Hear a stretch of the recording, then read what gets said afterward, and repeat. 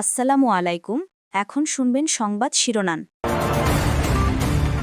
গাজীপুর ও সাভারে আলাদা স্থানে 4টি বাসে দুর্বৃত্তের আগুন, কার্যক্রম নিষিদ্ধ আওয়ামী লীগের কর্মসূচি ঘিরে সারা দেশে নিরাপত্তা জোরদার। ময়মনসিংহের হালুয়াঘাটে বাবা মেয়ের মরদেহ উদ্ধার, গুরুতর আহত অবস্থায় স্ত্রী হাসপাতালে ভর্তি, কারণ খতিয়ে দেখছে পুলিশ। নেত্রকোনায় রাজনৈতিক বিবেচনায় পাওয়া আশ্রম প্রকল্পের ঘর হাত বদল, গণ অভ্যুত্থানের পর বিক্রি করে দিচ্ছে বরাদ্দ পাওয়া প্রভাবশালীরা। সুনামগঞ্জের জগন্নাথপুরে ডাস্টার দিয়ে আঘাত করে এক ছাত্রের মাথা ফাটিয়ে দিয়েছেন কেশবপুর উচ্চ বিদ্যালয়ের প্রধান শিক্ষক। এই ঘটনার সিসি ক্যামেরা ফুটেজ ছড়িয়ে পড়েছে সামাজিক মাধ্যমে। আসসালামু আলাইকুম। এতক্ষণ দেখছিলেন সংবাদ শিরোনাম, এখন দেখবেন বিস্তারিত। গাজীপুরের পর সাভারেও এবার আগুন দিয়েছে দুর্বৃত্তরা। এর মধ্যে গাজীপুরে আগুন দেওয়া হয়েছে 3টি বাসে, তবে কেউ হতাহত হয়নি।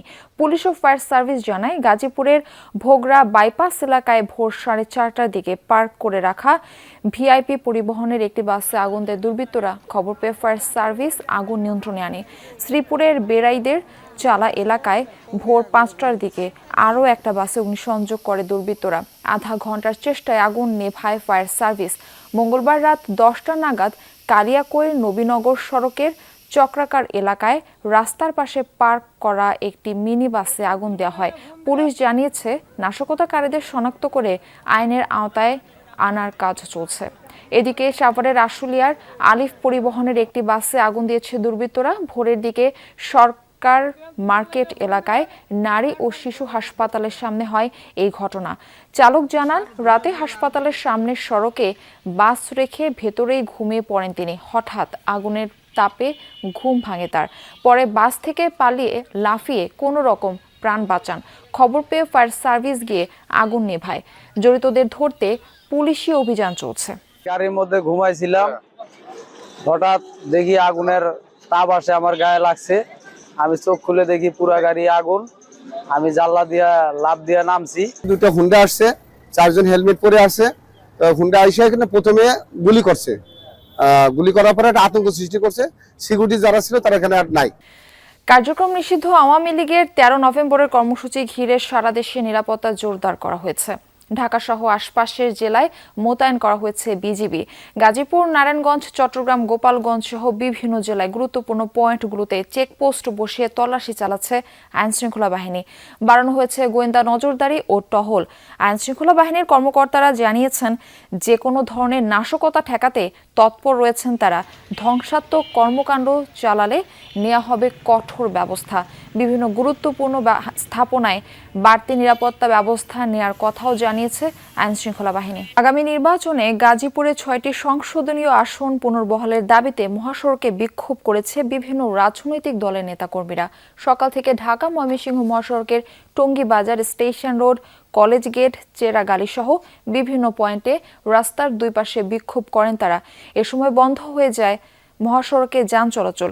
দীর্ঘ যানজটের কারণে ভোগান্তিতে পড়েন যাত্রী ও চালক। বিক্ষোভকারীরা বলেন, সম্প্রতি গাজীপুর 2 আসন থেকে বোর্ডবাজার, পুবাইল, টঙ্গী ও বড় বাড়িকে আলাদা করা হয়। এরপর সেই এলাকাগুলো নিয়ে গাজীপুর 6 আসন গঠন করে নির্বাচন কমিশন। এই ঘটনায় জামায়াতের এক প্রার্থী আদালতে রিট করলে নতুন আসনটি বাতিল করেন আদালত। পুনরায় সেই নতুন আসন পুনর্বহালের দাবি জানান তারা। প্রায় 1 ঘন্টার বিক্ষোভের পর জনভোগান্তির কথা মাথায় রেখে অবরোধ তুলে নেন বিক্ষোভকারীরা। এরপর ধীরে ধীরে স্বাভাবিক হয়ে যায় যান চলাচল। ময়মনসিংহের হালুয়াঘাটে বাবা ও মেয়ের গলাকাটা মরদেহ উদ্ধার করেছে পুলিশ। গতরাতে সীমান্তবর্তী আমির খাকুড়া এলাকায় এই ঘটনা হয়। পুলিশ জানায়, রাতে রতন মিয়ার বাড়ি থেকে চিৎকার শুনে সেখানে যায় প্রতিবেশীরা।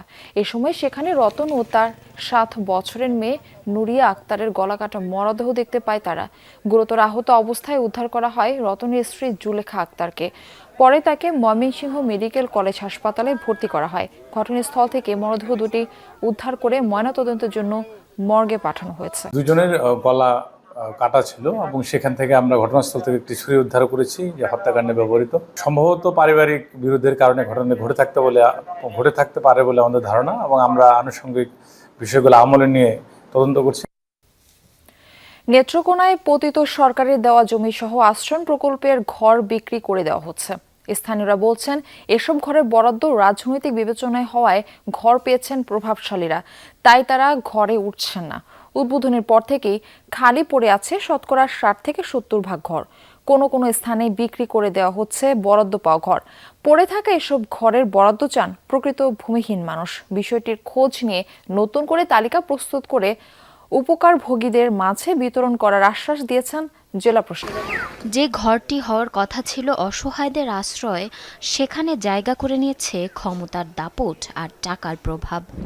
যাদের জমি আছে, ঘর নেই, এমন মানুষের জন্য আশ্রয়ন প্রকল্পের উদ্যোগ নেয় পতিত আওয়ামী লীগ সরকার। প্রকল্পের আওতায় নেত্রকোনার খালিয়াঝুরির হেমনগর কান্দায় 2022 সালে নির্মাণ করা হয় 350টি ঘর। 2023-এ হস্তান্তর করা হলেও মাত্র 95টি বাদে বাকি সব ঘর এখন তালাবদ্ধ। স্থানীয়দের অভিযোগ, আশ্রয়হীনদের দেওয়ার কথা থাকলেও বেশিরভাগ ঘরই বরাদ্দ পায় তৎকালীন প্রভাবশালীরা। প্রয়োজন না থাকায় এখন বিক্রিও শুরু করেছে তারা।